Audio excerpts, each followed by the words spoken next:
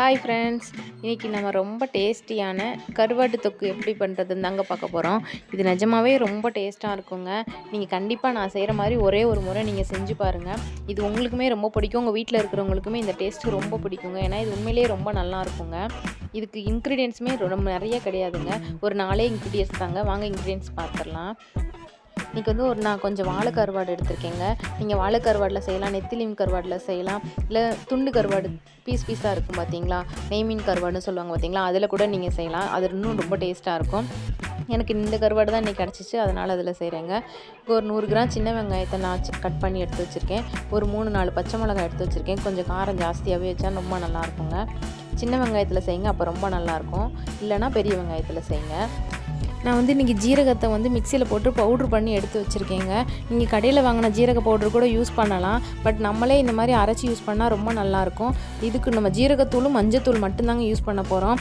ஜீரகத்தூளும் மஞ்சத்தூளும் உங்களால் அம்மியில் அரைக்க முடிஞ்சால் கொஞ்சம் ஜீரகமும் கட்டி மஞ்சள் இருக்குது பார்த்தீங்களா, அதையும் வச்சு நல்லா அரைச்சி எடுத்துக்கோங்க. அது இன்னும் ரொம்ப நல்லாயிருக்கும். எங்கள் அம்மாலாம் அப்படி தாங்க அரைச்சி தாங்க எடுத்து வைப்பாங்க. அது ரொம்ப சூப்பராக இருக்கும். இப்போ நான் கொஞ்சம் மஞ்சள் பவுட்ரு தாங்க எடுத்திருக்கேன், மஞ்சத்தூள் கொஞ்சம் எடுத்திருக்கேன். இங்கே அம்மி இல்லைங்க, அதனால் என்னால் அரைக்க முடியாது. இவ்வளோ தாங்க இதுக்கான இன்க்ரீடியன்ஸ். வாங்க இப்போ நம்ம செஞ்சிடலாம். நான் ஒரு பாத்திரத்தை வச்சு எண்ணெய் சேர்த்துருக்கேங்க. நான் வந்து இன்றைக்கி நல்லெண்ணெயில் செய்கிறேங்க. நீங்கள் கடலெண்ணெய், கோல்டு வின்னர் எதுலனாலும் செஞ்சுக்கோங்க.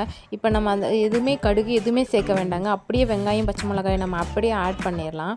இதை நம்ம துவைக்க கூட தேவையில்லைங்க, அவ்வளோதாங்க. இதோடையே சேர்த்து நம்ம இப்போ உடனே ஜீரகத்தையும் நம்ம சேர்த்துடலாம். ஒரு 2 டீஸ்பூன் ஜீரகம் சேர்த்துக்கோங்க. இதோடய நம்ம மஞ்சத்தூளும் ஆட் பண்ணிடலாம். நம்ம எதுவுமே எண்ணெயில் போட்டு ஃப்ரை பண்ண போகிறது இல்லைங்க, அப்படியே நம்ம தண்ணி விட்டு கொதிக்க வைக்க தாங்க போகிறோம். நான் கொஞ்சமாக மஞ்சத்தூள் சேர்த்துருக்கேங்க. இப்போ நம்மளை கழுவி வச்சுருக்கோம் பார்த்தீங்களா, அந்த கருவாடையும் நம்ம இதோடையே சேர்த்துடலாங்க. கருவாட்டை வந்து நல்லா கழுவி எடுத்துக்கோங்க. ஒரு வெதுவெதுப்பான சுடு தண்ணியில் போட்டு ஒரு 2 டைம் பச்சை தண்ணி ஊற்றி கழுவி எடுத்துக்கோங்க. அப்போ தான் அந்த கருவாட்டு மேலே இருக்கிற அழுக்கெல்லாம் போகுங்க. நான் கழுவி எடுத்துகிட்டு வந்துட்டேங்க. நான் ஒரு 2 பேர்த்துக்கு செய்கிறேங்க, அதுக்காக இவ்வளோதாங்க. இந்த கருவாடை அப்படியே சேர்த்துக்கோங்க, அவ்வளோதாங்க. அப்படியே ரொம்ப கிளற வேண்டாம், லைட்டாக பெரட்டி விட்டுட்டு நம்ம தண்ணி சேர்த்துடலாம். இதில் நான் பார்த்தீங்கன்னா ஒரு சின்ன டம்ளரில் ஒரு 1.5 டம்ளர் தண்ணி சேர்த்துருக்கேங்க. இது அப்படியே இந்த வெங்காயம், பச்சை மிளகா, இந்த கருவாடு இது எல்லாமே தண்ணியில் கொஞ்சம் வேக தாங்க போகுது. உப்பு பார்த்துட்டு கொஞ்சம் உப்பு சேர்த்துக்கோங்க உங்களுக்கு. ஏன்னா கருவாட்டில் கொஞ்சம் ஏற்கனவே உப்பு இருக்கும்ல, அதனால் கம்மியாக உப்பு சேர்த்துக்கோங்க. டேஸ்ட்டு பார்த்துட்டு மறுபடியும் சேர்த்துக்கோங்க. இப்போ நம்ம இதை மூடி போட்டு மூடி வச்சிடலாம். சிம்மில் வச்சுருங்க, அடிக்கடி எடுத்து கலந்து விட்ருங்க. பார்க்க சிம்பிளாக இருக்கே, இது நல்லா இருக்குமோன்னு நீங்கள் யோசிப்பீங்க. நிஜமாகவே இது ரொம்ப டேஸ்ட்டாக இருக்குங்க. கண்டிப்பாக ஒரு ஆட்டி இதே மாதிரி ட்ரை பண்ணி பாருங்கள். வீடியோவை ஸ்கிப் பண்ணாமல் பாருங்கள், அப்போ தான் எப்படி பண்ணுறோங்கிறது தெரியும். இது பார்த்திங்கன்னா ரசத்துக்கு ரொம்ப டேஸ்ட்டாக இருக்குங்க. அதேமாதிரி சாம்பாருக்கு, காரக்குழம்புக்கு, இது எல்லாத்துக்குமே ரொம்ப டேஸ்ட்டாக இருக்குங்க. இப்படி போட்டு மூடி ஒரு மீடியம் ஃப்ளேமில் வச்சு அடுப்பை அடிக்கடி எடுத்து லைட்டாக கலந்து மட்டும் விடுங்க. அந்த தண்ணி வற்றுற அளவுக்கு மட்டும் நம்மளுக்கு போதும். அது அப்படியே நல்லா வெந்துடுங்க. 5 மினிட்ஸ் கொராட்டி எடுத்து கலந்து விட்டுருங்க. பாருங்கள், அந்த தண்ணியெல்லாம் நல்லா வற்றிடுச்சு. இப்போ கொஞ்சம் ஓரளவுக்கு வெந்திருக்குங்க. இன்னும் ஒரு 2 மினிட்ஸ் அப்படியே இருக்கட்டுங்க. அந்த எண்ணெய் மேலே வரட்டுங்க, அது வரைக்கும் வெயிட் பண்ணுவோம். நம்ம ஊற்றிருக்கிற எண்ணெய் எல்லாம் நல்லா மேலே திரண்டு வந்துடுங்க.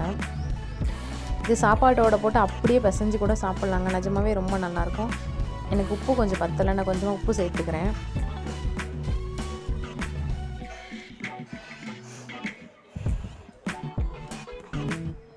இது கொஞ்சம் கலந்து விட்டுக்கிறேன்.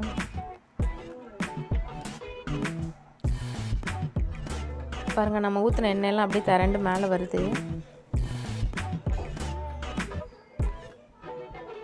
இந்த கருவாடு தொக்கு பார்த்திங்கன்னா பழைய சொத்துக்கெலாம் ரொம்ப அட்டகாசமாக இருக்கும். அதனோட காம்பினேஷன் பார்த்திங்கன்னா கருவாட்டு தொக்கு நிறைய மெத்தடில் எல்லோரும் செஞ்சுருப்பாங்க.